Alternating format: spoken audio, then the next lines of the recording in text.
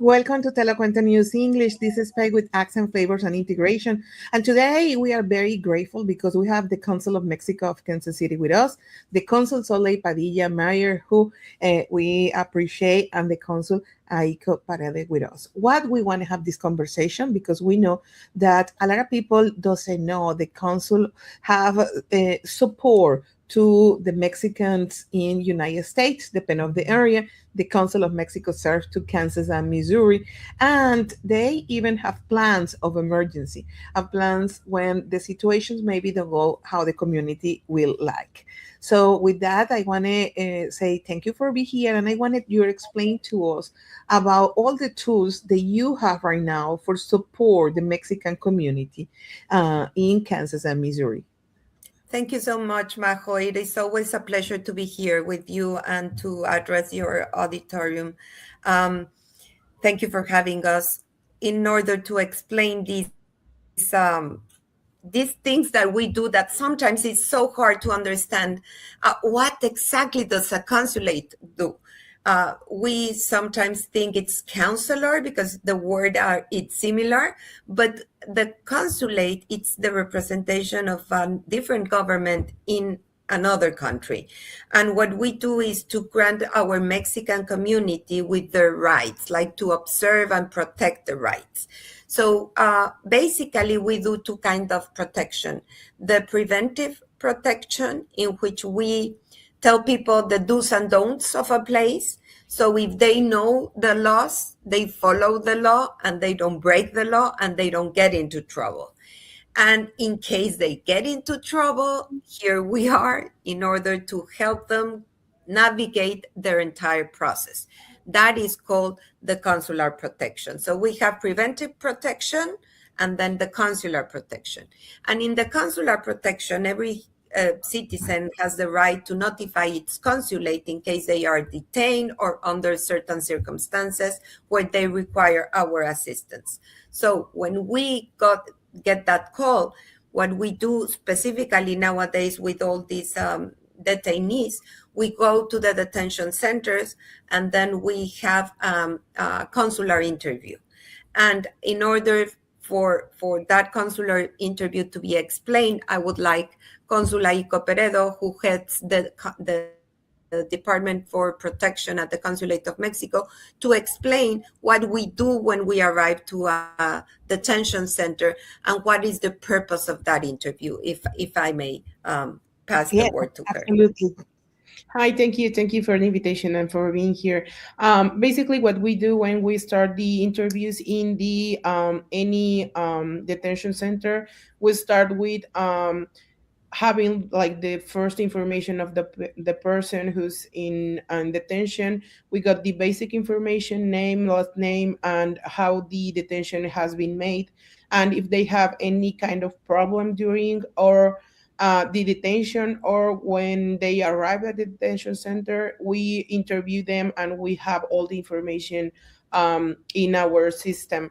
So if we identify any kind of trouble during the detention or if they have any medical issue, we address the situation with the authorities so they can provide with the medication or have like the information right there when we conduct the interviews. And when we receive this information that it's like on a weekly basis, we receive the list of the people that is being held by immigration, and we know in which detention center they are held.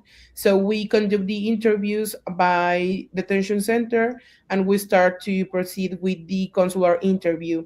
And if any family member ask us for any information of them unless we have like the authorization for that specific person to provide information. We're going to be able to share any kind of information that we obtain during the interview or with the authorities. And remember, we always do it in English and Spanish. So sometimes I bring the stuff that we did already in Spanish to our conversation in English. But you was said in the in Spanish interview that you check the avenues that this person have inside the prisons. If they have options, you also have options for them. Could you explain more about that part? Yes, when we start the interview, we saw the problem that the person might have. So if we saw, like for example, if a person who has been here before and maybe had a previous deportation or a voluntary departure before, we explain how the process will be for them, and also we explain the process for people who has been detained for the first time or people who has never had any problem here in the US and they maybe are here for 20 years or something, and we can help them to get like um information with a lawyer so they can have like legal advice to obtain any kind of resource to be here legally in the US. If the lawyer says that there is no way that they can help that person to stay here in the US, I mean, we are not able to provide any more information, but instead we provide them with the information for the program that we have in Mexico in order to start the process of deportation. And I will go with the consul. So, like, what is this program? Because sometimes one of the fear is what I will do in the other place. What I will do is I am be deported. So, what will be the process? And we can answer for every country. We are talking with the Mexican consul. So, I want to be clear. This is for the Mexicans that live in the United States. So, what is the support the Mexican government is give to that people that unfortunately they are unable to have any path for staying in United States if they are being detained? So, as you said, Majo, what we are trying to do is to give them options. So, in case of a detainee, if they have the option to stay and they want to pursue that option, and there's a legal firm that will represent them, of course, that would be their option, right? But unfortunately, there are not many lawyers or experts in migration that can represent everybody. And some cases are not going to be one. That's also,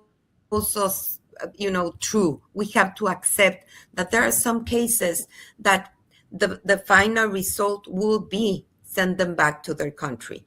In case that happens to the Mexican community, the government of Mexico, through the President Sheinbaum, they established a program that it's called Mexico Embraces You, Mexico Te Abraza, which is a program that will allow you to start all over again in our country. So we give them their identity paperwork once they arrive. We give them cash money to start, like for their most important needs. We give them like bed and breakfast in the places that are throughout the borderline so that they can rest there and they can, prepare their trip to their place of origin, because they might be left in the border close to, the borderline with the US, but they might have family in Chiapas, which is far away. So we also help them to transfer from the place of where they were left to the place of origin.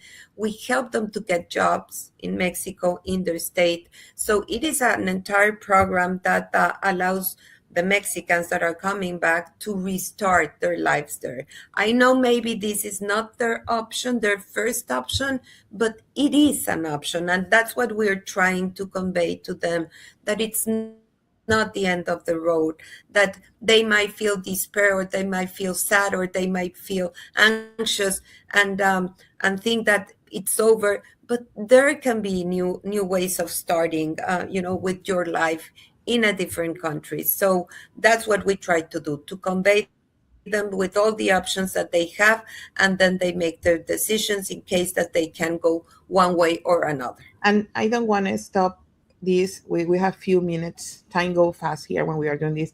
Talk to about the importance of this person or the people that is in the detention centers be able to communicate with you, and also be able to authorize that you can talk to with your family members, because that is a big piece of the pictures. Family members outside could be very worried, and we see the worry, and even about the conditions inside of the prison, something that you guys can verify in the interviews that if something is not working. So the importance of that, could you explain more? Let's put a case. I live in Mexico.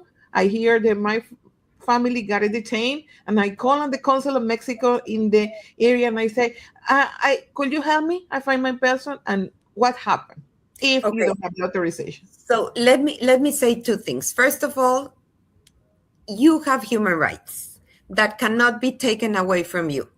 And even if you don't have the proper documents to work in this country or to live in this country, you still have human rights that have to be respected, okay? And you have the right for your privacy as well. So even if you have a family member that is super worried about you and that needs desperately to know information about you, you are the owner of your case, and you have you can decide if you want to share your information or not. So sometimes people do not know, and you were saying in the interview in Spanish that it's like a very discreet job what Aiko and the rest of the staff do, because they don't, like mention or have the spotlight about the people that we interview, because we cannot do that. We protect their privacy, and they have the right to say, I want you to share my information, or I don't want you to share anything. So when Aiko gets a phone call from La Señora Lupita asking for her son and wanting to learn how he is in prison, if he's getting food, if he wants to go back, what he's going to do with his case, if that son at prison doesn't want us to tell her anything, we will not. Sometimes we just say, your mom is very worried. Can we say that you are okay? And if he says yes, we do that. If he says no, we So don't say anything. So I'm sorry about all those families that want to learn more about their friends, family members, but we need to have that authorization. Okay. So Aiko, you want to add more to what I said? Yes, and sometimes we only have one person at the Mexican consulate to be the point of contact, because if we sometimes receive so many calls from family members for the same people, so we only receive or we only follow up with the person who the person authorized. So if that person authorized only the mother or maybe the spouse, we are going to only be able to provide information for the spouse, even though the mother is a mother. So if we have the authorization for a specific person, we are going to provide them with the information. And if we do not have any approval to share information about the case or the situation, we are not going to be able to provide with any besides the person reach out to us to have that information. And I don't want to finish even as because I want to have the number. What number they need to use in case of somebody is detained, in case of somebody want to know more prevention. What will be the right contact in the way that people can have the right information. Again, we understand that this is a legal, human, and moral issue, but legal prevent over all. And I want to repeat this many times. Legal prevent over all. So we need to know that. What is the number, Ike? Yes, the number from the Mexican Consulate who oversees the state of Kansas and Missouri is 816-768-1262. Well, I want to say thank you to the Consul Soleil, and I want to say thank you to Aiko, and also say goodbye to Soleil because he went to take new position, new responsibilities for the Mexican government, and she will be always welcome in Kansas and Missouri. So we want to say on her Thank you for the years. Thinking 4 or 5 years that you Four. 4 years was with us in this area. Be the hands of the Mexican community with us. Always, I say, the consul of all, because many times the Mexican consul came to be the consul of all nationalities here. Well, the information that we provide is for everyone that wants it. So it is in Spanish and it's available for everybody that speaks Spanish and wants to have it. So there is no Mexican or other nationalities there, just for resources. But I want to thank you for all the work that you do, for helping our community being informed, and for giving us this space in order to participate with them and learn a little bit more of this hard and difficult situation we're living in. Well, we appreciate your time. Aiko, thank you for being with us, Thank Consul. you so much. Thank you for This segment is presented by Kansas City Football Club, the High Law Firm, the bilingual lawyers in Missouri, U.S. Bank, La Mesa Mexican Restaurant. Shelter Insurance, this is Charles. Afternoon, Charles. Joshua? Does shelter insurance cover shiny red cars? Yeah. What about purple vans? Also, yes. Monster trucks? You know we offer car insurance, son. What's going on? From shiny red cars to purple minivans, we're your shield. We're your shelter. See Shelter Agent Matt Cathy in St. Joseph today for a free insurance review.